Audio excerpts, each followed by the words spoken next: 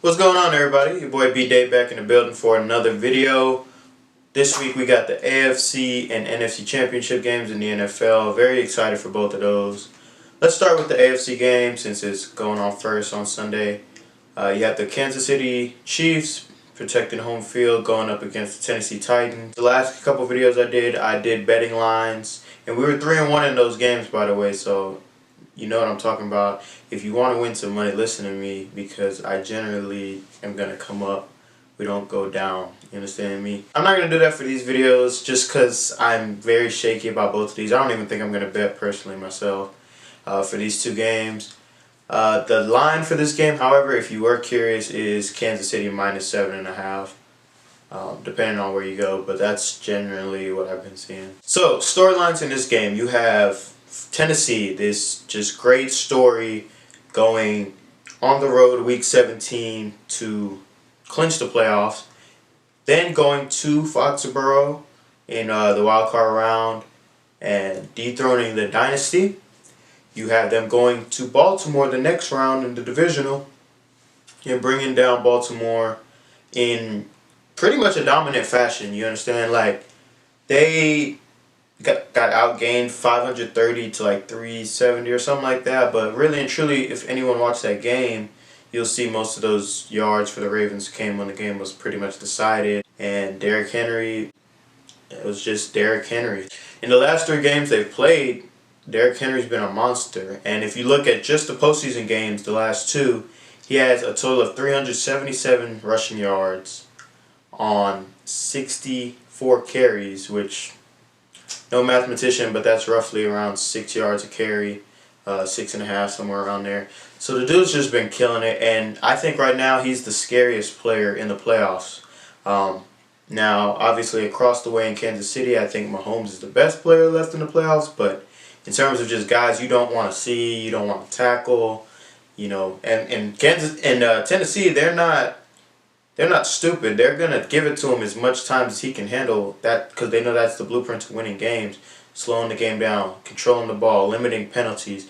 In the 2 playoff games this year, they've only had 10 penalties total, 5 a game. That's what you need to do if you're going to go on the road and beat these tough teams. You have to be disciplined. You have to keep the ball away from them. And they've controlled time of possession and they've limited penalties, which is why they've been so successful. Their defense has also been opportunistic. The Titans have 4 takeaways in the playoffs this year.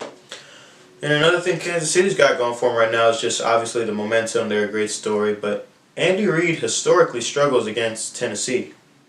In his career, Andy Reid is 1-8 against the Titans, which is just a crazy number considering a coach of that caliber, considering, you know, the talent he's had in Kansas City the last few years. It's pretty wild to me. But with all that said, I still am going to roll with the Chiefs. I'm going to roll with them pretty comfortably, I think. I think that Patrick Mahomes, like I said, is the best player in the playoffs. Derrick Henry's the scariest, but talent for talent, it's Patrick Mahomes, and it's really not close anymore. He can make every throw. He can run. You know, he's a great leader, as you saw in those mic'd up clips of him in the game against Houston where they're down 24-0. Another thing about Patrick Mahomes, I think the big moment doesn't faze him. You look at his 3 playoff games. You had last year against the Colts and against the Patriots, and then this year so far against the Texans. He's got 9 total touchdowns, 8 passing, 1 rushing, no turnovers, and averages 298 yards a game. So it's not like he's just great in the regular season and he kind of falls off a little bit. He's been just consistently great throughout. Then I look at their weapons, man. I think it's a little bit too much for Tennessee. I don't think they've seen anything like that. Even Baltimore, as high octane as Baltimore was all year, if you compare those weapons to Kansas City weapons, they don't hold a candle. You have Tyreek Hill, the most dynamic person to game plan for probably.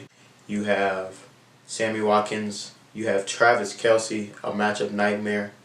You have Mecole Hardman, another speed demon, Damian Williams out of the backfield, and then you have to account for Patrick Mahomes on a scramble. It's just too much to me. I think Kansas City wins this one pretty comfortably. If I had to give you a score, I would say 31, let's be nice to the Titans, 17.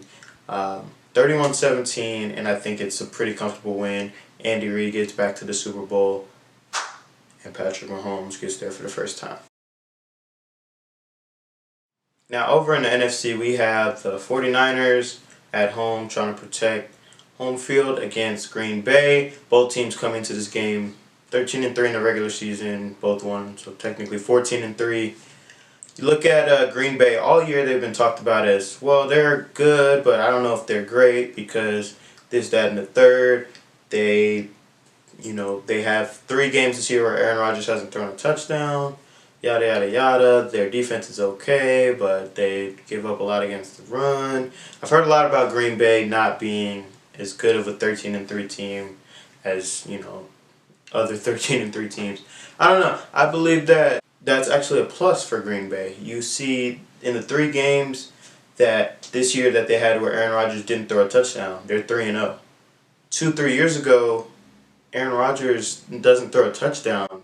It's 42-0. They're losing. They're getting blown out.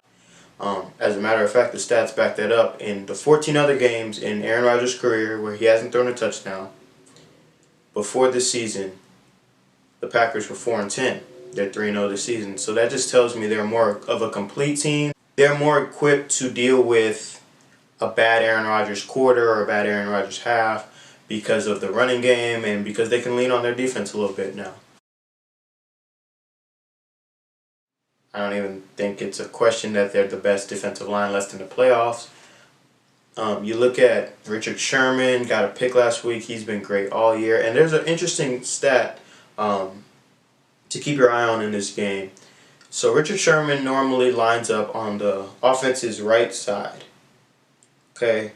And most quarterbacks don't like throwing at Sherman because, that's Richard Sherman. Like, you'd be pretty dumb to try and test him over and over. So you look at that. You look at him lining up on the right side. Aaron Rodgers, when throwing the ball to the offense's right, has the best passer rating or QBR in the league. You look at him throwing to the left side of the field, he has the 3rd worst. So that's an interesting dynamic. Do they throw Davante Adams on the left side and just let him go up against Witherspoon or whoever the second corner is and, have Aaron Rodgers throw to the left, the side he clearly this year isn't comfortable throwing to? Or do they test Richard Sherman on Davante Adams and say, our guy's better than your guy? I don't know what that answer is. I'll be interested to see what happens, how Matt LaFleur and Aaron Rodgers prepare for that for Sunday. But I thought that was pretty interesting. They played this year in San Francisco. San Francisco dominated them. Let's just be real. They're the more complete team. Defensive line's amazing. Their linebackers are very athletic. You look at their offense, the running game's great. The scheme of the running game is great. Shout out to Kyle Shanahan for that. He's really reinvented the things they like to do. And he's just made it a well-oiled machine. Then you have George Kittle and Emmanuel Sanders. Just both guys who are always seem to be open. I look at 4 boxes when I think of playoff games. And whoever has more of the boxes, I tend to give them the edge. So you look at the coach, you look at the quarterback, you look at the trenches, and you look at the running game. I think the running game is a wash. You could argue for either side. They do it with 3 backs. You look at the quarterback, that clearly goes to Green Bay. You look at the coach, that clearly goes to San Francisco with Kyle Shanahan. And then the trenches. This is here where I would give the edge slightly to San Francisco. I think just their ability to get pressure with 4 and not having a blitz so where they can drop 7 in coverage as opposed to the Packers who like to send both of their edge rushing linebackers, Preston and Zadarius Smith. With that respect, I would give the slight edge to San Francisco in the trenches offensively and defensively. And for that reason, I'm going to pick the 49ers. I don't think this game gets to the betting line of 7. If I had to bet, which I wouldn't, I would say Green Bay covers their 7 points, and I think this is a really close game, something like 24-21. I could even see it being like an ugly thing, like 27-20. That's all I got. You guys let me know what y'all think. Thank y'all for clicking on this video, watching it through, leaving the comments who you think's gonna win. It's been your boy B Date, and I'm out.